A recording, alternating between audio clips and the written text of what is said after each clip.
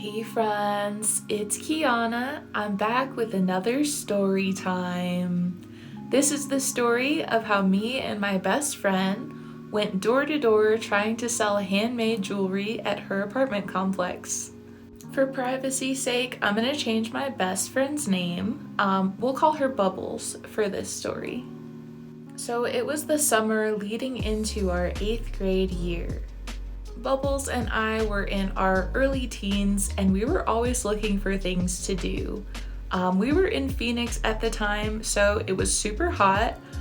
There wasn't really much you could do outside of the house, but we decided we wanted to go to the mall and we had no money. So we started brainstorming. What could we do to make enough money to go to the mall, to go to Hot Topic, and get cute stuff for our 8th grade year? We wanted cute clothes. Mind you, we were art school students, so we were very creative and very innovative.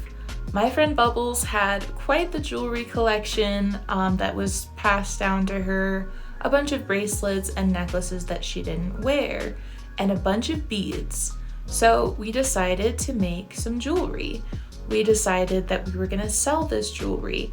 We had no way of selling this jewelry, so we figured there's probably a lot of people in this apartment complex. So what if we just go door to door like Girl Scouts? We were very determined. We made a list of all the different jewelry items, and we figured if we sold most of them, we'd have enough money to do our glow up wardrobe refresh and go to Hot Topic. So we had this whole plan. We got a bunch of tiny Ziploc bags and we labeled them with the different prices, and then it was time to go outside. We were about to head out and then we realized we had no way to carry all of these bags of jewelry.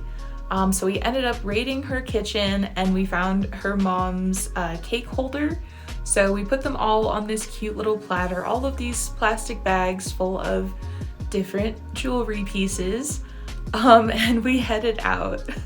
So we stepped outside. As some of you may know, Phoenix, Arizona, the temperatures are usually in the hundreds in the summer. So it's super hot outside, and we try to come up with a plan of like what order we're gonna go like from door to door. And we just started with the people in that building. So we start walking from door to door. Some people don't answer, some people do, and they're like, we're not really interested in that. A handful of people actually wanted to see what we had. So they're looking through these little plastic bags. We actually made a couple little sales. It was kind of crazy. There are some nice people out in the world, and they saw 2 girls that were trying to make some bucks, and they decided to help out our cause.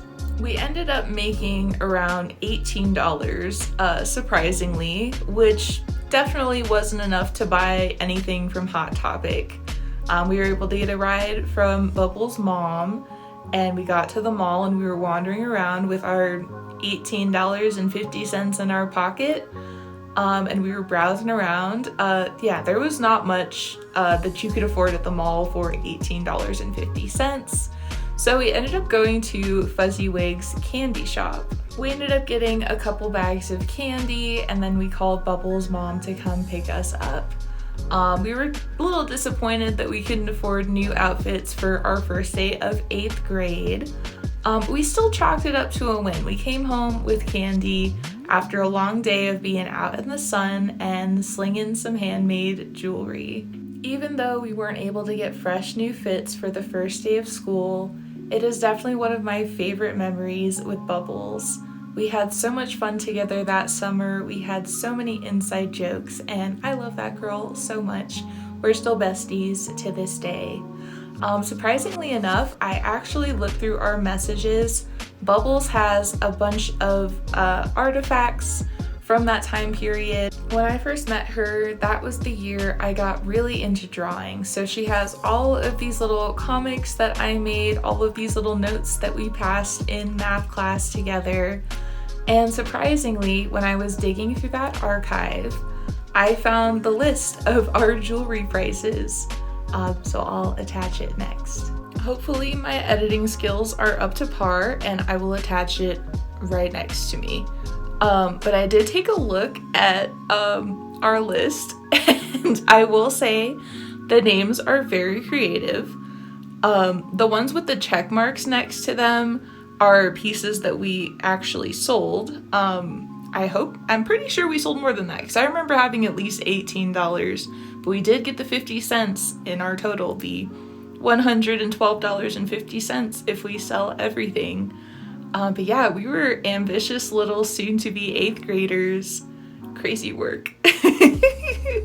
Honestly, if we only sold $8.50 worth of jewelry, that is still rather impressive. I remember coming back to the house feeling like we really won and we were gonna get fresh new outfits. But I feel like that just makes the story even funnier. Shout out to Bubbles. I would love to have her featured in a video sometime. She's great. Thank you guys so much for watching my story time about how me and my best friend Bubbles sold handmade jewelry door to door like Girl Scouts. If you would like to subscribe, I would love to see you again. Thank you so much for watching, and I'll see you next time.